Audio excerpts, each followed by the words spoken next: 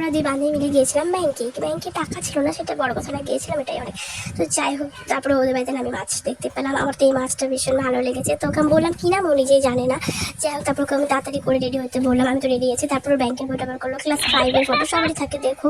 তারপর ওদের ছাদ থেকে আমি একটু দেখছিলাম, ওখানে না হাইডেন আছে, গাছপালার জন্য দেখা যাচ্ছিল না। আমি তোমাদেরকে অন্য দিন দেখাবো।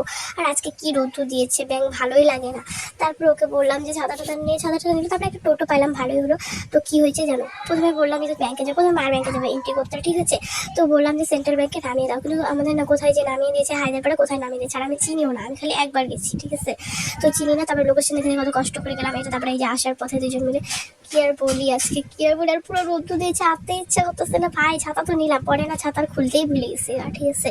তারপরে আসলাম, আসার পথে দেখো তুমি রাস্তাগুলো দেখো, এত খাটারা মার্কা, কি আর বলি। মানে এখন তাও এরকম করে যাওয়া যাচ্ছে, কিন্তু বৃষ্টির সময় প্রচুর অসুবিধা হয়, টোটো তো উল্টে যায়, ঠিক আছে।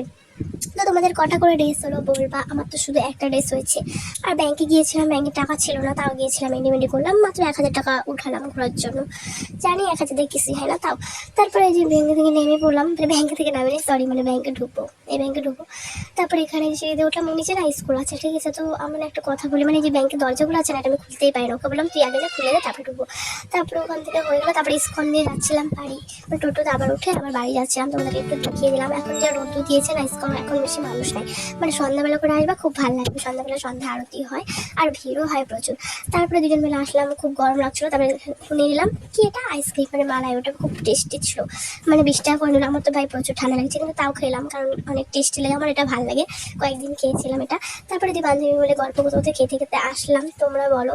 তারপরে একটু নাটক করছিলাম, কি আর কই। তারপরে আজকের মতো টাটা। তোমাদের কটা ডেসেলে বলো।